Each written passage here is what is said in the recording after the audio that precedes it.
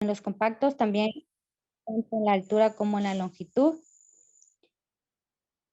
El conector tipo distribuidor. Este tipo de conector tiene la particularidad de poseer varias líneas de salida de aire. Esta capacidad hace atractiva su adquisición, puesto que lleva la facilidad de una conexión rápida y la variante de conectar más de una manguera neumática. Entre su variedad de presentaciones, las más comunes son los conectores en forma T y en forma Y, como se puede observar ahí en las imágenes. Estos son los que conectan para cuando se hacen instalaciones y se va a conectar más de una manguera. Ahí entrarían estos. Conductores de aire comprimido.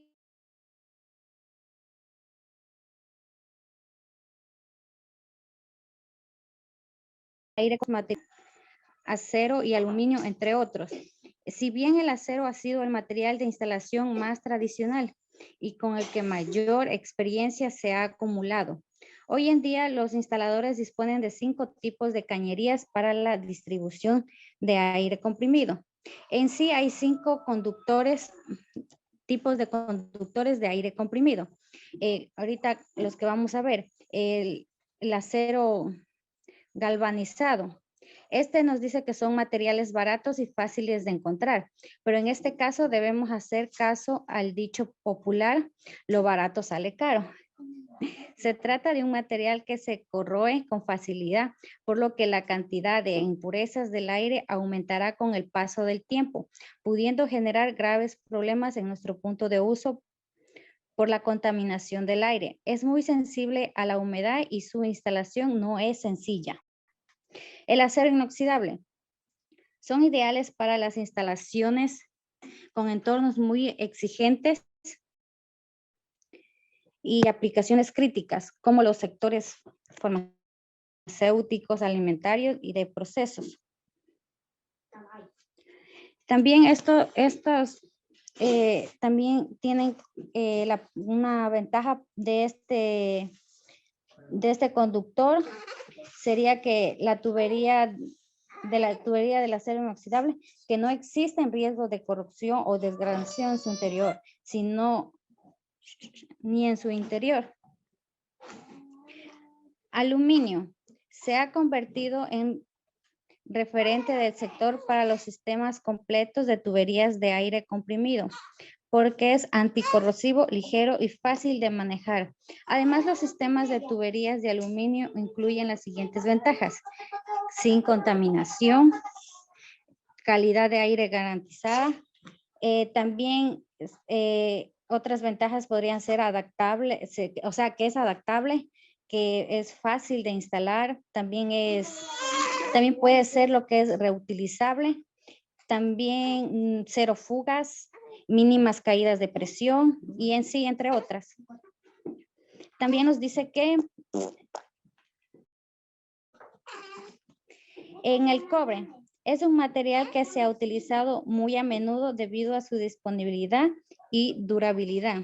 Siempre que se instale bien, pues requiere de soldadura y uniones fijas. De la desventaja del cobre es su sensibilidad a los cambios térmicos, que no es fácilmente modificable. Ahí en la imagen podemos observar una pequeña instalación en donde se usa la tubería del cobre. El último conductor, el plástico. La tubería de plástico es barata, resistente a la corrosión y fácil de instalar. El uso de tubería del PVC en cualquier aplicación de aire comprimido es extremadamente peligroso y no es recomendable. ¿Por qué peligroso? Porque cuando el aire se comprime dentro de las tuberías del PVC, puede lo que es hincharse y explotar a la alta presión, así como se podría decir como tipo a una bomba.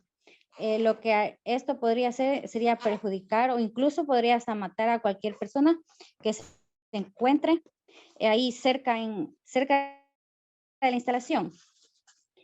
También las tuberías estas, las PVC o de plástico, ¿no? También se deterioran con el tiempo, ya que es plástico y se vuelve frágil, lo que aumenta la probabilidad de que hay alguna fuga o, como dije anteriormente, alguna explosión a medida que esta va cumpliendo con su vida útil. Gracias.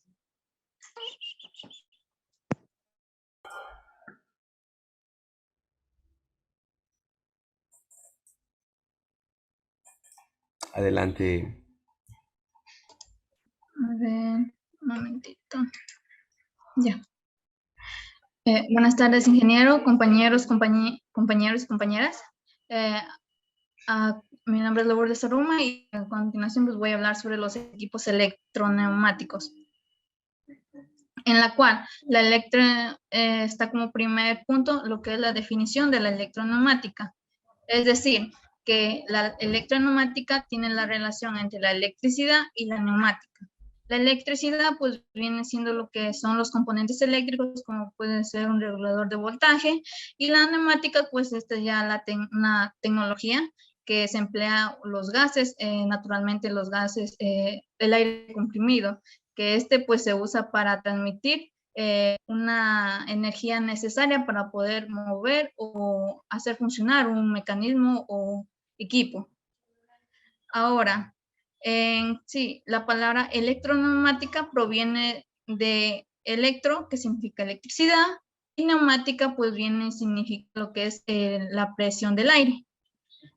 Por lo tanto, en la electroneumática es la integración entre la electricidad y los componentes mecánicos que tienen como fuente el aire comprimido. Ahora bien, en sí, la electroneumática es una técnica de la automatización en la que pues consiste en la energía eléctrica sustituya a la energía neumática en lo que es más en el sistema de control y de mando. A la electroneumática se la puede encontrar en procesos de producción, como por ejemplo en los ensamblajes, en la parte farmacéutica, en los partes químicos y los envasados. También en su funcionamiento se habla sobre lo que son las electroválvulas, relés, interruptores y PLC, de los cuales existen controladores electroneumáticos que están básicamente, se dividen en los cuatro principales, los cuales son los procesamientos de señal. Como su palabra lo dice, pues indica lo que son los equipos o dispositivos que transmiten señal. Como puede ver, pues ahí está lo que son contactores y los interruptores. Las válvulas, las electroválvulas también entran ahí. En los dispositivos de entrada de señales, es el uso de la combinación de contactores de relé o el uso de PLC. En la señal de salida, las salidas obtenidas después del procesamiento se utilizan para la activación de los solenoides, indicadores o alarmas audibles. Un procesamiento de la señal, las válvulas de control forman la interfaz entre la selección de control eléctrica y la sección de potencia neumática en lo electroneumático. También tenemos lo que es la parte de la simbología, más que todo enfocado en lo que son las válvulas.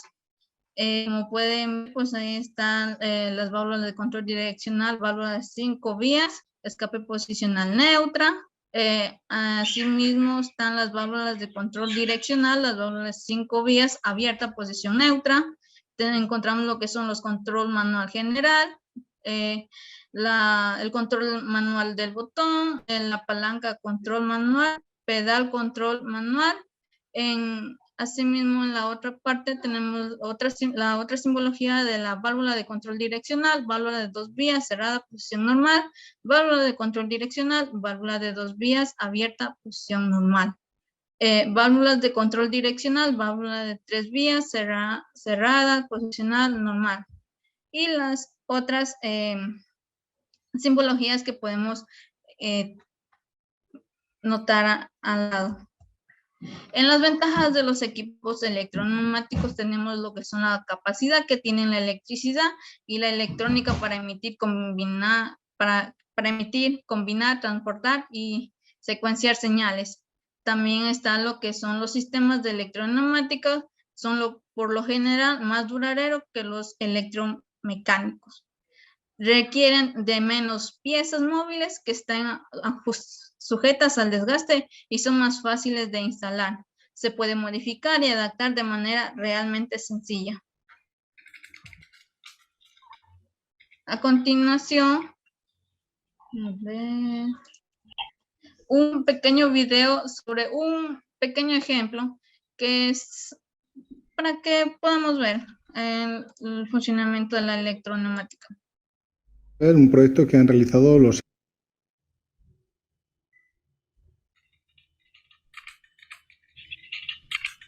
alumnos de segundo de mantenimiento electrónico. Es un proyecto basado en un automata Onron, ¿vale? El cual controla unas electroválvulas que actúan sobre unos cilindros, un cilindro de simple efecto con retorno por muelle, un cilindro de doble efecto con regulación, otro cilindro de doble efecto, y además el automata Onron está controlado manejado por una pantalla HMI, de tal manera que podemos operar sobre el propio automata o sobre la pantalla HMI, ¿vale? Esta es una máquina que realiza un ciclo de trabajo de doblado de perchas. Vamos a ver, si lo hacemos en control manual, lo ponemos en control manual, y entonces cada uno de estos interruptores activa o desactiva el funcionamiento de uno de los cilindros. Aquí vemos cómo baja este cilindro, cómo baja el siguiente cilindro. Vemos, si yo le doy, hago que suba o que baje el cilindro y el último de los cilindros.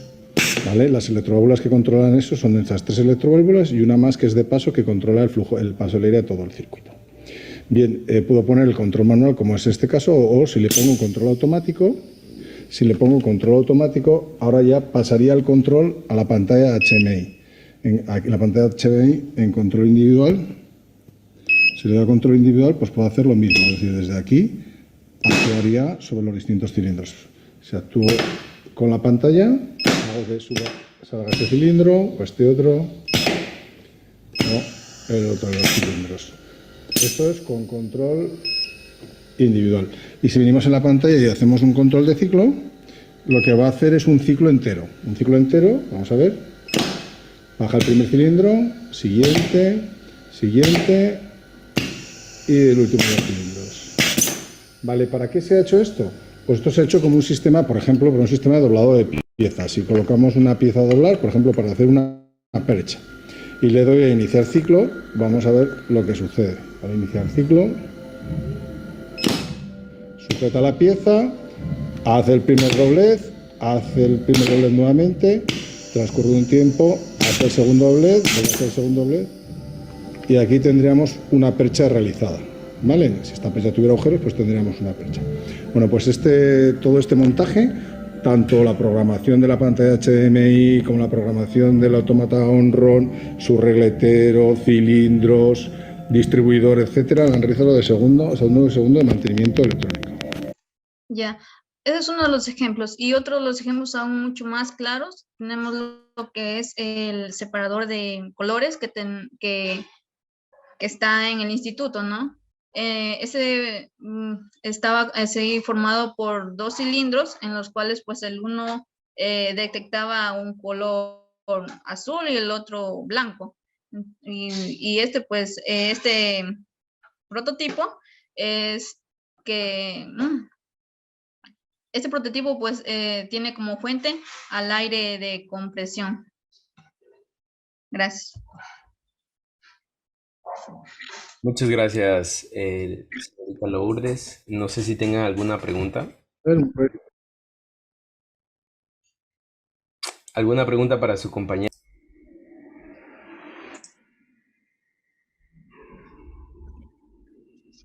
Ya, muy buenas tardes, compañeros, docente. Mi tema a exponer es lo que circuitos abiertos y cerrados en tendidos de redes neumáticas. Tenemos como circuitos neumáticos lo que es.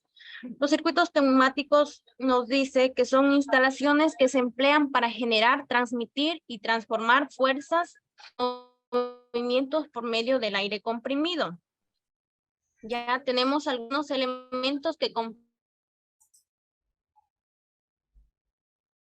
el depósito, elementos de protección, elementos de control, elementos de transporte y lo que es elementos de trabajo. Ya, vamos a ver lo que es circuitos abiertos y cerrados. Ya tenemos como simbología lo que es un compresor. Esa simbología, lo que es el conducto de trabajo, la unión, cruce de líneas sin unión, válvulas de cierre y válvulas manuales.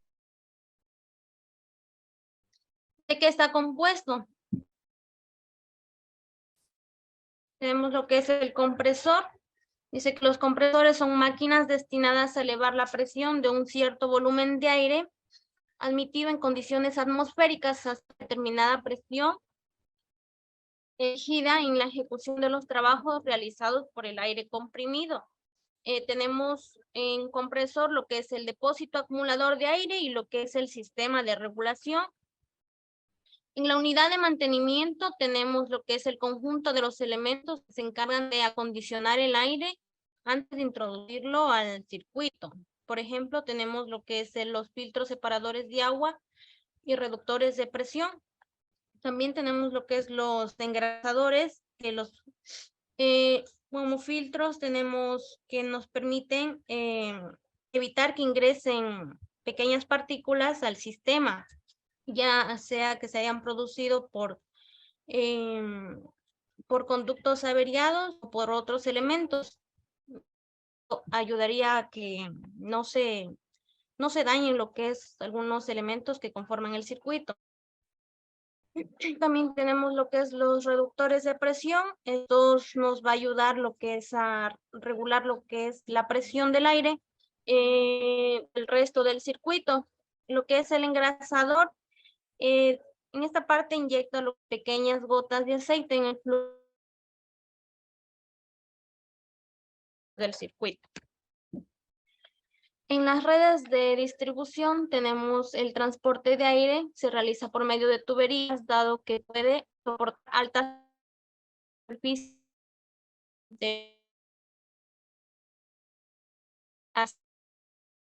como el polietileno. Para distribución tenemos lo que es tuberías, mangueras y elementos de conexión que son los acoples. Dependiendo de qué presión se vaya a trabajar o se vaya a utilizar en la red, utilizamos ya sea tuberías o ya sea mangueras. Tenemos como las válvulas o elementos de protección. Tenemos las válvulas neumáticas, son los dispositivos que dirigen o regulan el aire comprimido y gobiernan la salida y entrada, el cierre o la habilitación, la dirección, la presión o el caudal de aire comprimido. Tenemos lo que es la distribuidora, reguladores de caudal y reguladores de presión. Tenemos una pequeña imagen donde nos muestra lo que es en la parte eléctrica y lo que es en la parte neumática.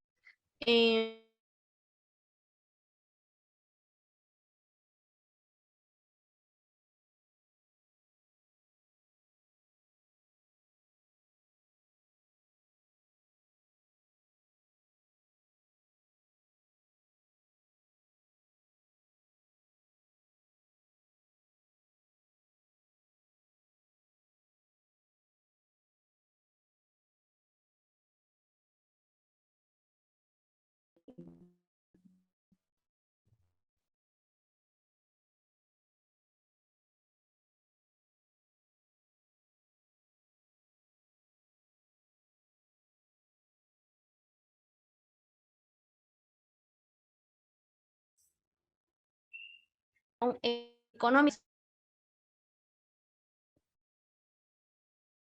En la longitud de también podemos decir lo que es en las redes, es que siempre se van a visualizar de color azul. Para identificar que es una red de neumática.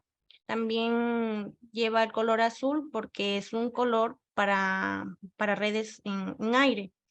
¿Ya? También nos dice en las redes abiertas es que vamos a tener una red de flujo, o sea, un sentido de flujo.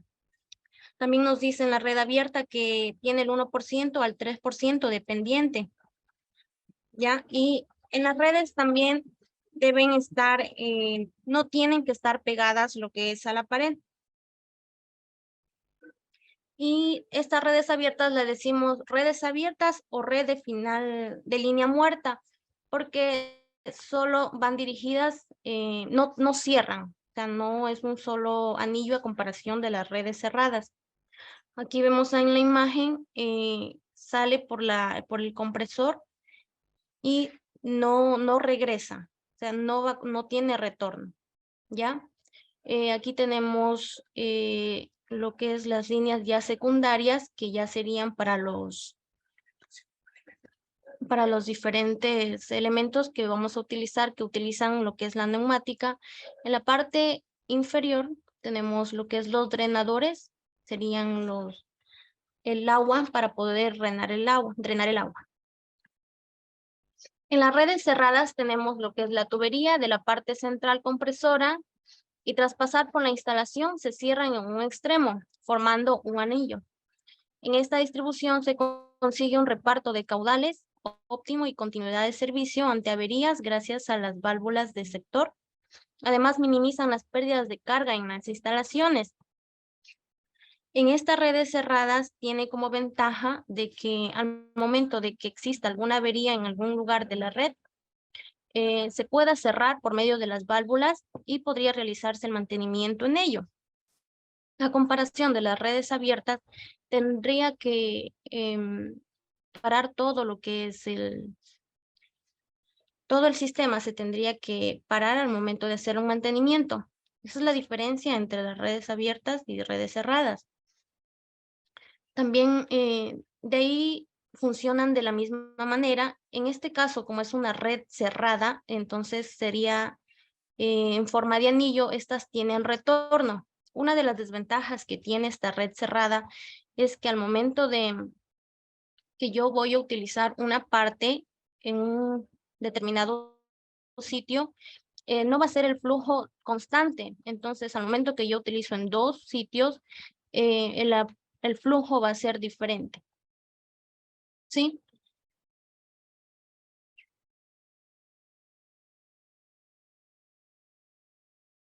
Ya, esto sería en cuanto a las redes abiertas y redes cerradas. Tenemos un pequeño video, lo que es las redes cerradas y abiertas.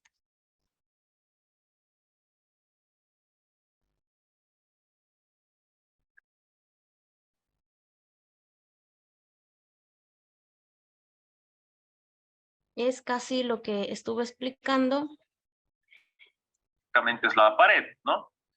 Y estos puntos de tenemos aquí unos enlaces y el tiempo. Entonces tenemos aquí básica, pregunta de examen. Final en línea muerta y conducto principal en anillo. ¿Cuál es final de línea muerta? Se constituye por una sola línea principal de la cual se desprenden las secundarias y las de servicio tal como se muestra en la figura. Se lanza una única tubería de trabajo con una cierta pendiente de 1 a 3% de la que se van tomando las derivaciones. Entonces, analicemos un poco. Tenemos aquí un circuito neumático por tubería, el cual se denomina final de línea muerta, que sería toda la parte azul. Acá tenemos a los compresores de aire, tenemos al depósito, y del depósito viene lo que ya sería la tubería. En esta tubería, entre la salida del depósito y el primer punto, se coloca un componente que se denomina FRL, que lo vamos a ver en las siguientes clases. Entonces viene la tubería, y estos coditos que ustedes están viendo acá son las derivaciones a las cuales va ahí a herramientas neumáticas, ¿sí? Estos puntos de acá son puntos muertos en los cuales son como las derivaciones, o sea, donde se va a acumular, que más adelante vamos a mencionarlos también, ¿sí? Entonces, ¿qué parte importante tiene? tiene que tener una pendiente del 1 al 3%. Entonces, si ustedes se fijan acá, la línea punteada, fíjense, la línea punteada básicamente es la pared, ¿no? Y el tubo, que ya sería la parte azul, fíjense, acá se logra ver, ya hay una caída, ya hay una pendiente. A eso se refiere esta parte, del 1 al 3%. Otra característica que es con línea muerta. ¿Por qué también se llama línea muerta? Porque acaba acá, ¿sí? En este punto. Acá también tenemos, pero esto es para que vaya haciendo el purgado. Vamos a purgar. Otra característica, ¿por qué siempre azul? La tubería debe ser de color azul. Otra característica que vamos a ver en unos detalles más adelante, que no tiene que estar pegado a la pared. Siempre tiene que tener un pequeño espacio de la pared hacia la tubería. Conducto principal en anillo. En esta configuración, la línea principal constituye un anillo tal como se muestra en la figura. Esta distribución tiene la ventaja de alimentar el aire por todos lados a un punto de consumo elevado, lo que permite minimizar la caída de presión. Entonces, ustedes se fijan de la misma manera. Tenemos los compresores, el depósito del aire comprimido de la tubería. Esta tubería que se denomina en anillo. ¿Por qué es en anillo? Porque es una circunferencia, ¿no? O sea, ¿a qué me refiero? Que vuelve, fíjense. Este de aquí llegaría a ser el conducto principal. En la línea muerta acaba acá. ¿Sí? Acaba acá. Pero en el anillo, fíjense, continúa. Y estos ya son derivaciones para hacer el dragado, el drenaje. Y también tenemos las derivaciones que son con estos codos que van a ir a las herramientas neumáticas. Esa es la diferencia. Tenemos final de línea muerta que tendría que acabar acá y tenemos el de conducto principal en anillo que es un recorrido completo, como un ciclo, ¿sí?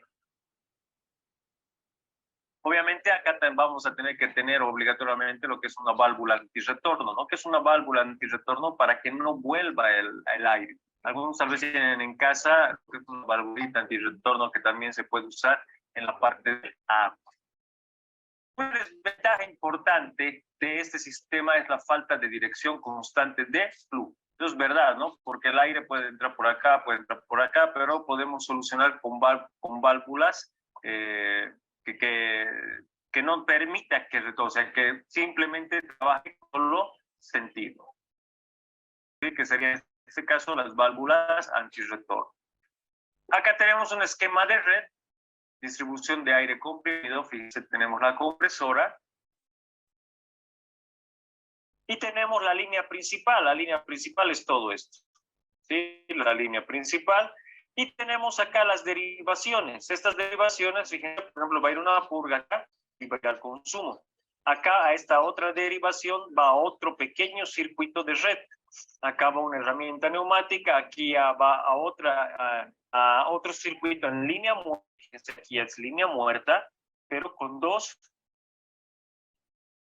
derivaciones para línea muerta, perdón, para herramientas neumáticas. Fíjense, de acá está viniendo la compresora y va a por la línea principal. Cuando nos referimos a herramientas neumáticas, fíjense, por ejemplo, aquí va la tubería y aquí viene a una manguera neumática que hoy vamos a ver y viene la herramienta neumática. Entonces, estos dos serían los circuitos que se utilizan para el armado. Ya, esto sería en cuanto a las redes neumáticas, abiertas y cerradas neumáticas. Ya listo, muchas gracias, Lilian. No sé si tengan alguna pregunta para su compañera. ¿Cuál sería ahí, por ejemplo, la ventaja de una línea de red?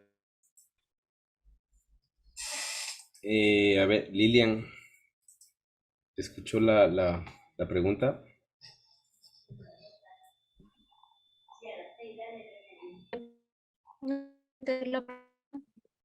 Sí, estaba la ventaja de tener esta línea o red de este aire comprimido en abierto. Una de las ventajas de la red abierta es por su menor costo. es porque es más flexible. En comparación de las redes cerradas, que se utilizaría más material para poder adquirir esta red.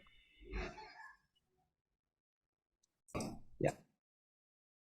Entonces, les decía que yo tengo aquí el depósito principal, ¿no es cierto? El compresor y el depósito principal, que me va a suministrar aire comprimido, ¿no es cierto? A una fábrica, digamos, ¿no es cierto? Tengo una fábrica donde voy a usar sistemas neumáticos.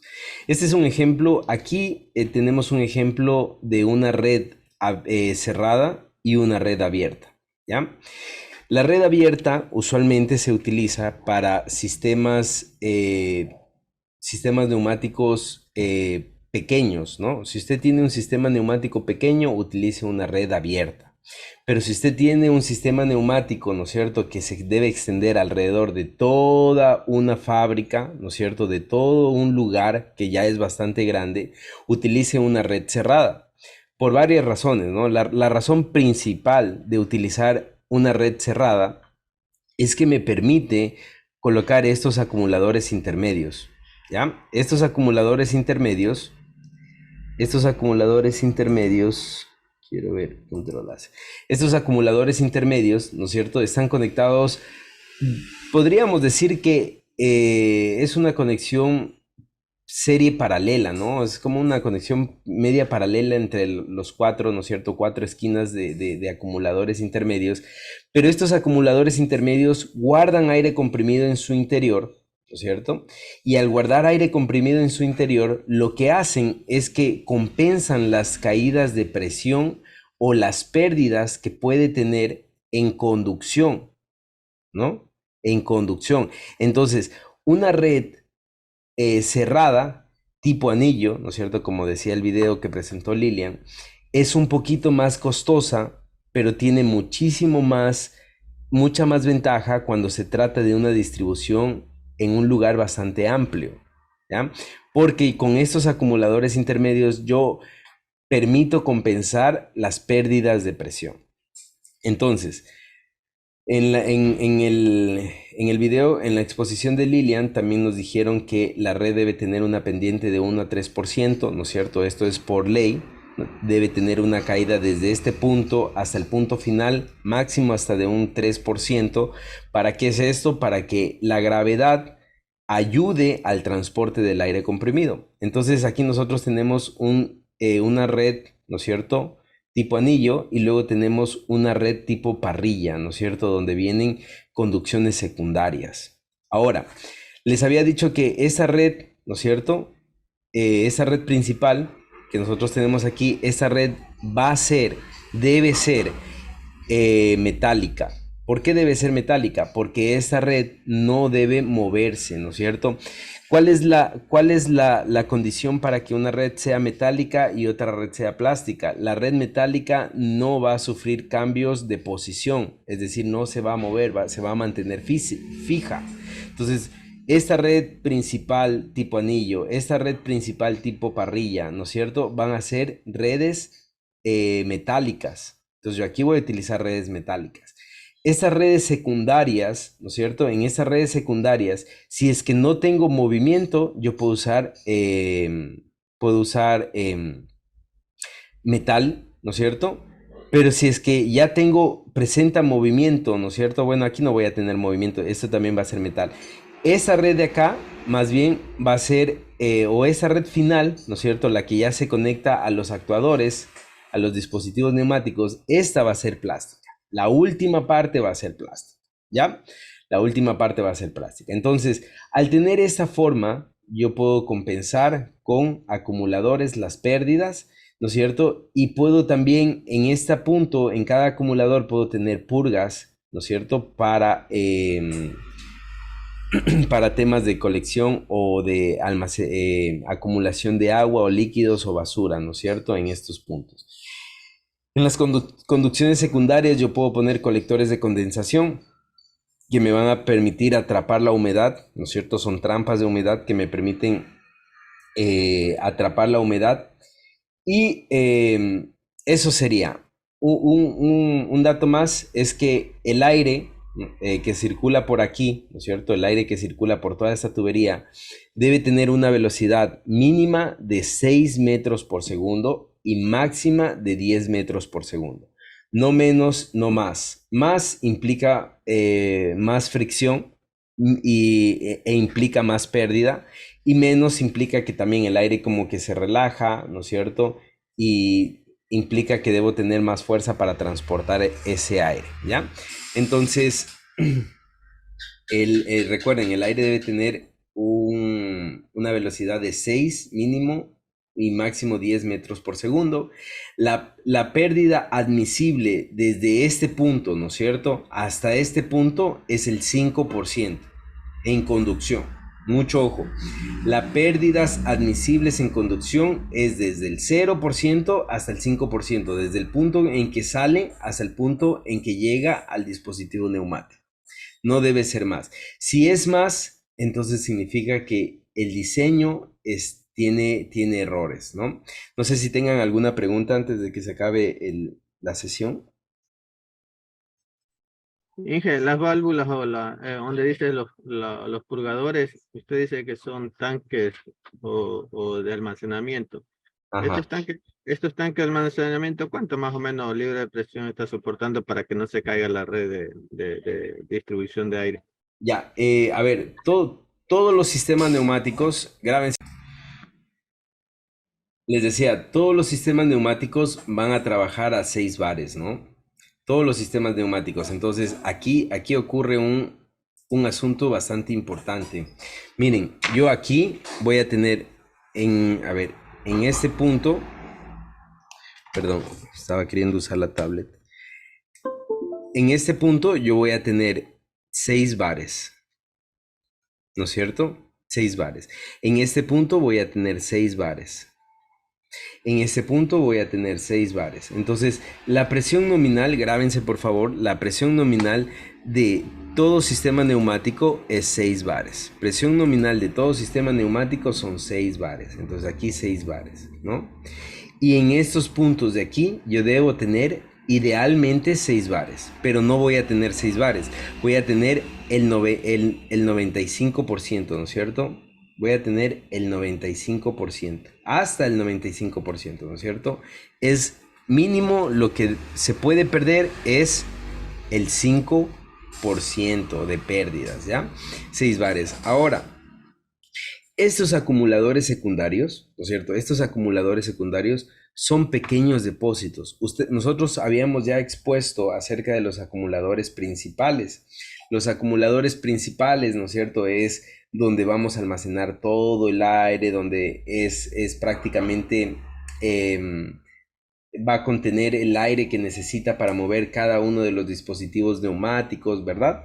Pero estos acumuladores secundarios, ¿no es cierto?, son más pequeños, son más pequeñitos, y lo único que hacen es almacenar pequeñas cantidades de aire. No almacenan grandes cantidades de aire, no manejan más presión, ¿no es cierto? No es que aquí vamos a aumentar la presión, no, no, no.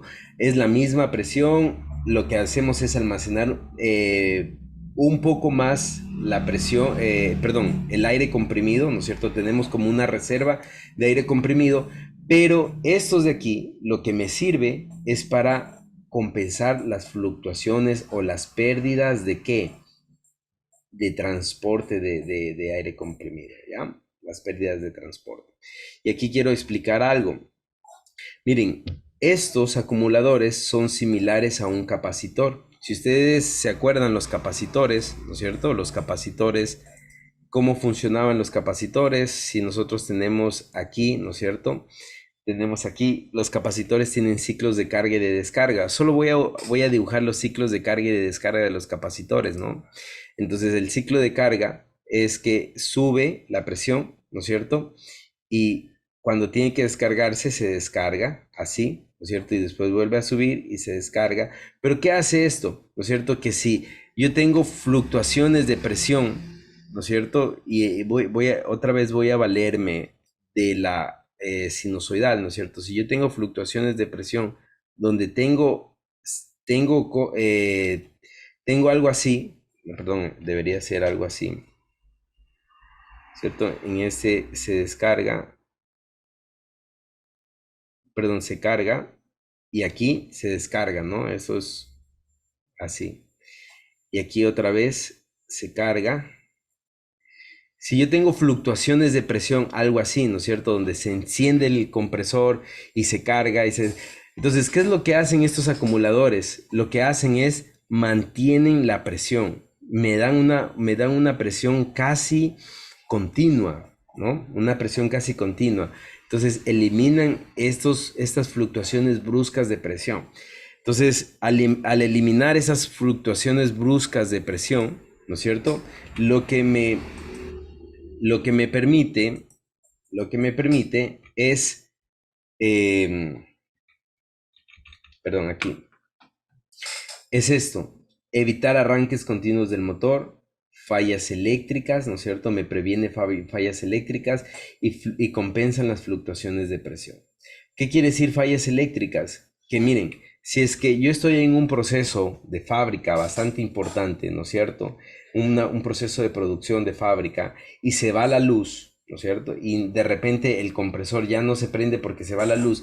El aire que tengo aquí en ese acumulador principal, más el aire de todos los acumuladores secundarios o intermedios, ¿no es cierto? ¿Qué es lo que me permite? Me permite terminar un proceso, me permite suministrar energía neumática hasta que el proceso esté terminado, ¿ya? Entonces, esas son las ventajas, las tres ventajas de aumentar acumuladores secundarios. No sé si está entendido, si tienen alguna pregunta. ¿Sí? Sí, que sí está entendido ahí. Ya, entonces los acumuladores secundarios son sumamente importantes. Otra cosa más es, bueno, aquí están los acumuladores secundarios, los acumuladores intermedios, ¿no es cierto? Son bastante importantes y es importante que ustedes lo pongan.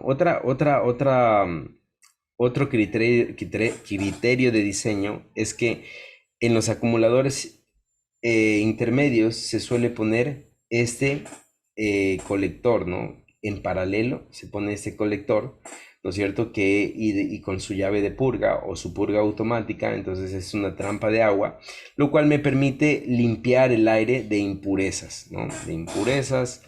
Bien, Ramírez, adelante.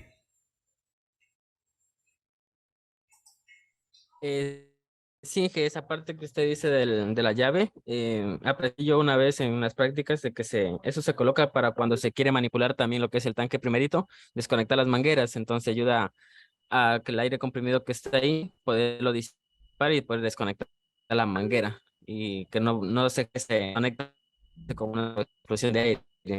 Exactamente. Para despresurizar, ¿no? Para despresurizar. Cuando algún rato ustedes quieran hacer mantenimiento, ¿no es cierto? Y quieren despresurizar tuberías, secciones de tuberías, ustedes pueden despresurizar con estas llaves de purga, ¿no? Bien, aquí hay un proceso importante. Antes de darle paso a don Víctor, ¿no es cierto? Vamos a ver el cálculo del diámetro de tuberías, ¿ya? Entonces, vamos a ver.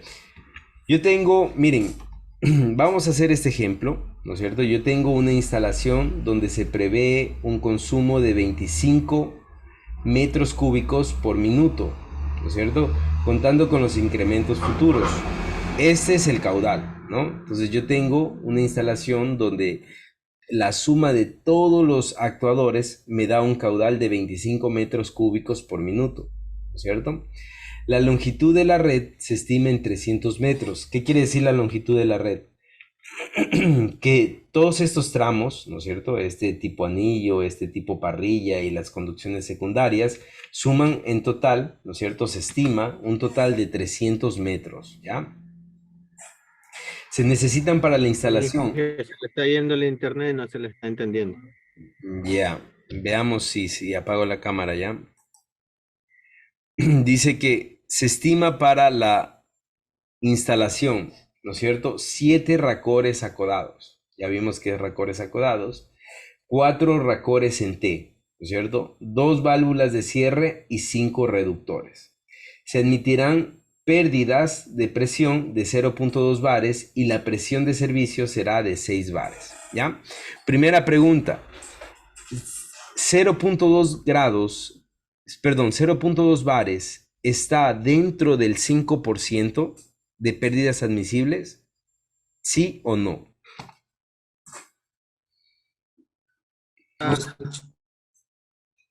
Vuelvo y pregunto, ¿no? 0.2 bares está dentro del 5% de pérdidas admisibles.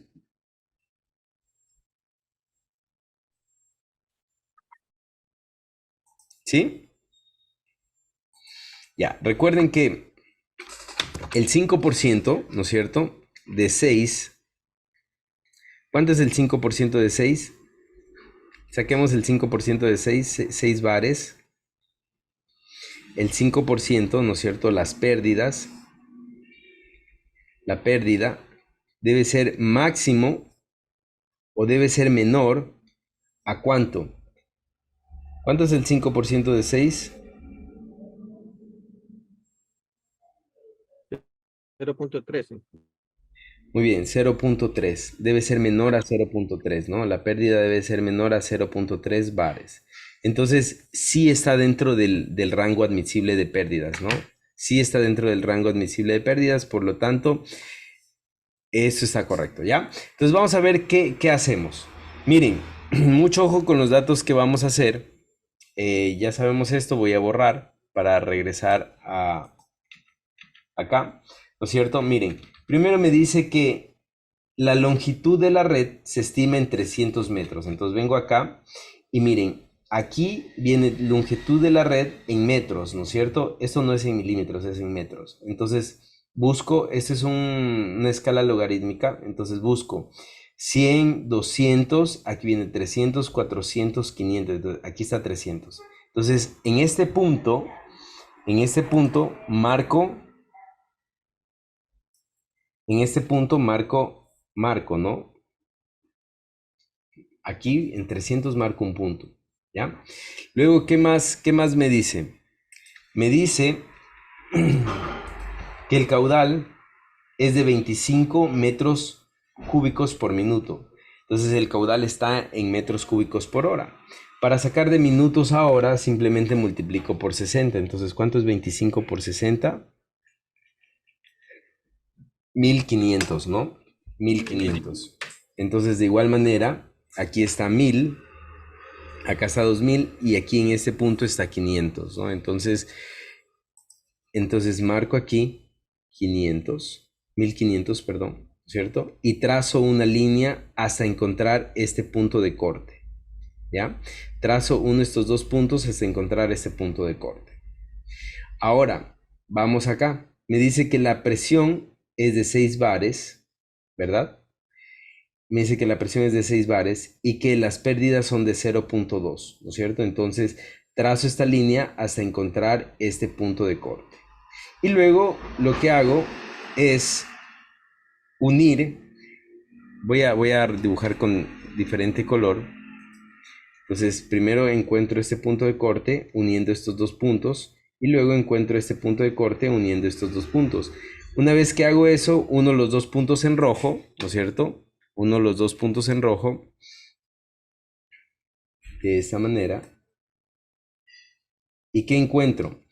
Que el diámetro sugerido es de 100 milímetros, ¿no es cierto? El diámetro sugerido es de 100 milímetros. Entonces ya tengo un dato. El diámetro que me sugiere inicialmente es de 100 milímetros, ¿ya? Entonces recuerden, 100 milímetros. Ahora,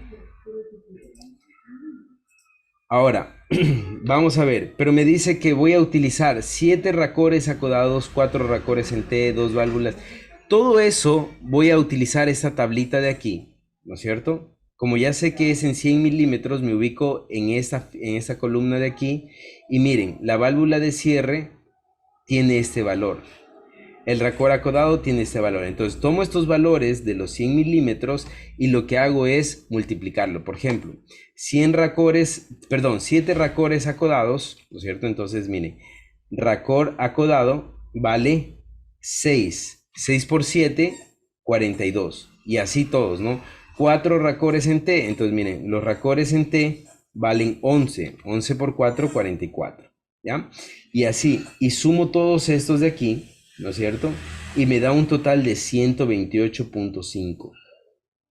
Entonces, esos 128.5 los sumo a la longitud que ya tenía, que son 300. Me dan 428.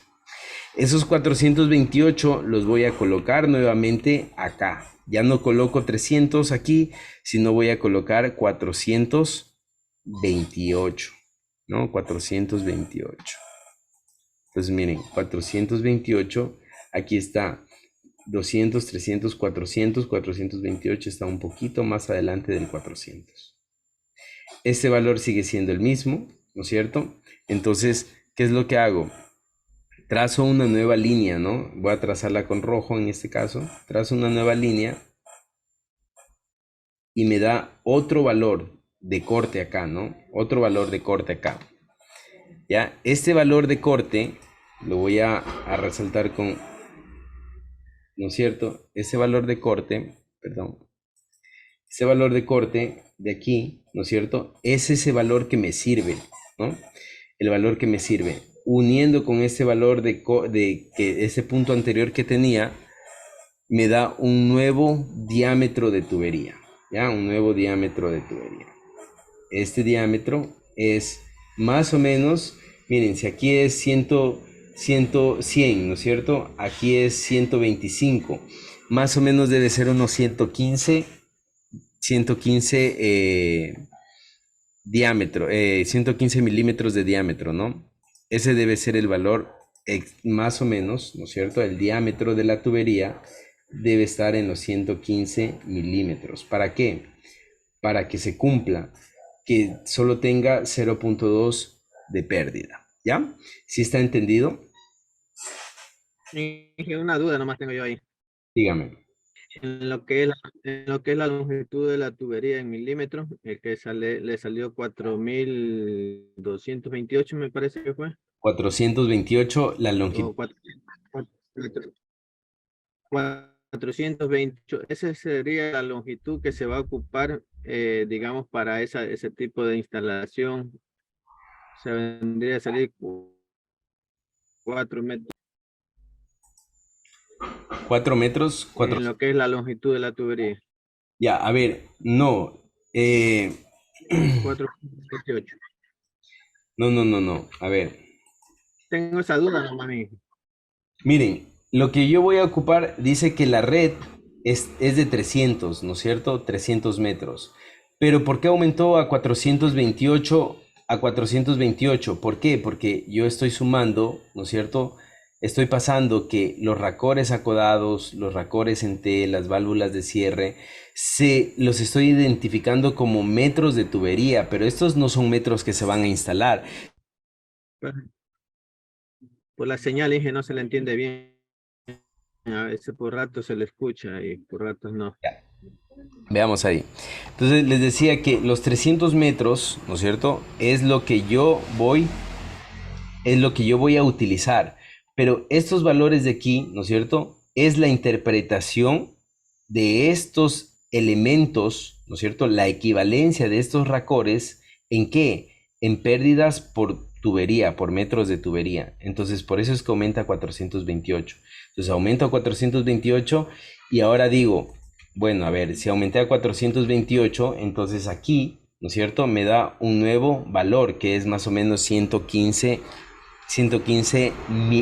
milímetros de tubería, ¿no es cierto? Ese es el diámetro de la tubería. ¿Para qué? Para que las pérdidas no superen el 0.2 bares, ¿ya? Esto de aquí que acabamos de ver, ¿no es cierto? Es un cálculo con un ábaco.